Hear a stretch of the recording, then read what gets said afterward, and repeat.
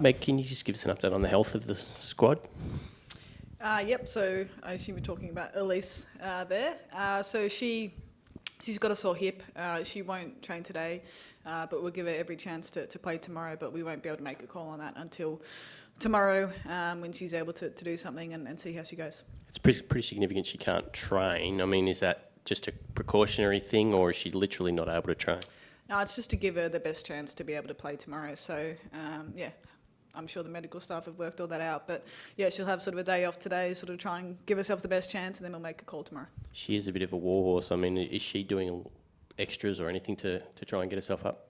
Oh, she's the ultimate professional. She's doing everything that she can to get herself up. So if anyone's able to do it, I'm sure she is, and she'll do everything she can. Is it sort of, does unsettle things much if she doesn't get up? It would change the dynamic of the team, obviously, when you lose a world-class player like that. But, I said it at the start of the tournament that we had 15 players here who I felt could play a role at any point, and that hasn't changed. So if Ellyse is unable to play, we feel like we've got people who can come in and play a role and still do really well. Have you got a percentage chance on whether Ellyse plays? Not really, no. It's just a bit of a wait and see. So yeah, we won't know till tomorrow. That's just it. Are you confident at all? Yeah, I'm confident. And given who the player is, she's showed in the past that she's extremely resilient and able to play through things. So if anyone's able to do it, then it's Ellyse. And as I said, we'll give her the best chance possible and leave it as late as we can and then go from there. Just sticking with the health topic, how's Sophie doing? Yeah, she's going okay.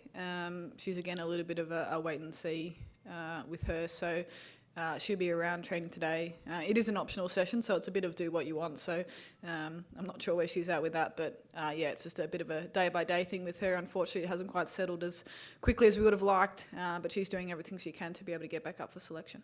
Is it pretty unusual to have a corked thigh still be worrying someone for this long? I think so, yeah. Obviously, when it happened, we thought it had settled down reasonably quickly, and heading into every training session and match, we thought she'd be available, but just hasn't quite worked out as we or she would have liked. But again, she's doing everything she can with the medical staff to get herself fit and available. And did you guys sit down and watch the New Zealand-Bangladesh game yesterday? It looks like the pitch here has been playing a bit low and slow. We didn't. I saw bits and pieces of it. We sort of had a quiet day yesterday, which was nice to be able to recharge. We obviously saw the score, and I think we're on a different wicket tomorrow, so that will play slightly differently to a used wicket, which is what they used the other day. So yeah, we've played a lot of cricket here over the past few weeks, and we know the conditions well, and we're just going to have to adjust really quickly to whatever comes our way. So yeah, we feel confident that no matter what it is, we can play well. Obviously, we've been a must-win game against New Zealand. How much does that fire you up more? Oh, I think in the past, when we've been in these sort of situations before, we've really come to the fore and played well, and New Zealand will want to win just as much as we do, and I feel like that does bring the best out in this group. So we're confident heading in. We know we're going to have to play extremely well and put out our best performance of the tournament so far, but I back our team in to do that, and hopefully we can get off to a good start and put them under some pressure and build from there. They survived quite a scare yesterday when Bangladesh put them under pressure. Have you paid much thought to how you might combat their bowlers? We've put a lot of thought into how we are going to play against them. We obviously know them extremely well. We've played a lot with and against them. I'm not reading too much into what happened yesterday. I think there'll be an extremely tough competition for us tomorrow. It doesn't really matter what's happened before. It's about what happens out there tomorrow. So we're expecting the best of New Zealand, and we know we're going to have to put out our best performance to beat them. Is it nice to have those extra couple of days off? Do you think that will give you a bit of an advantage? The Kiwis only played yesterday. Oh, there's no doubt that the rest day came at a good time for us yesterday. We had a pretty busy schedule, which we knew heading in we would, and we sort of penciled in that day to take a bit of a break and reset, and we'll get back into it today. So, the group's really refreshed, which is nice. We're all confident and pretty eager to get out there tomorrow. What did you and the girls make of the New Zealand talk that they've got nothing to lose, all the pressures on you guys, considering it's the home World Cup? I'm not reading too much into that, to be honest. They want to win just as much as we do, and they're under the same amount of pressure as we are. It's a must-win game, and the winner goes through the semi-finals. So, that they can throw that out if they want to, but I don't think that's the case. I think every team's under the pump, and every team's got a lot to lose if they don't get the result they want. Would this have to be one of the biggest women's cricket games played ever in Australia? Yeah, I guess it'd be certainly up there. And we're pretty glad that we're a part of it. We want to play in big games, and to be able to play in front of our home friends and family and our fans, they're going to be here supporting us, and we're looking forward to that opportunity. We really want to embrace that, and I think, as I said in the past, we've played well in big games, and we're backing our experience and ability to adapt to the situation to get us over the line tomorrow.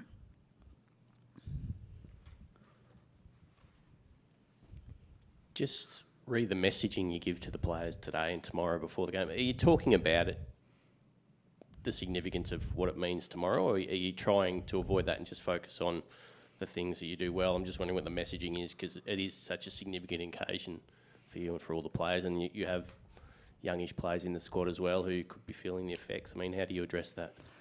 Oh, there's no escaping that it's a big game, and there will be a few nerves about, as there will be with the New Zealand team, and that's a really good thing. But the thing we've spoken about is just making sure we're reading the game early and sort of calming it down as quickly as we can and getting it into our control. So both teams are going to go pretty hard early. It's just about settling down and getting into the contest. The first few balls might feel like it's a little bit different, but when you actually settle into it, it's just cricket. We've played a lot of it, and it's something that we know really well. So that's our message, is to go out there and embrace what happens, absorb it if we have to early, but then we're backing ourselves to be able to put out a really good performance. What about personally? Have you felt the wall sort of closing a little bit over the last couple of weeks? Obviously on the back of losing the first game, pressure builds, and the spotlight is zoning in on you guys.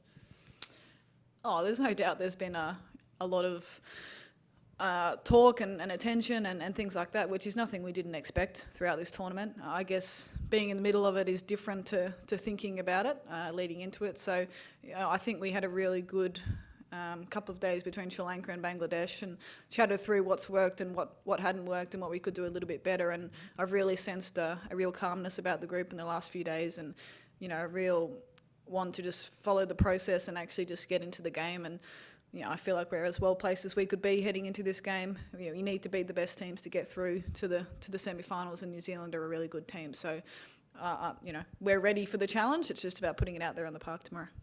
Did going to the brink of elimination in Perth have, I suppose, help calm you guys down in terms of the pressure and the nerves? I think England said something about that when they won in the Men's World Cup halfway through. They were close to elimination. Did that play a part in helping you guys find that calmness you talk about?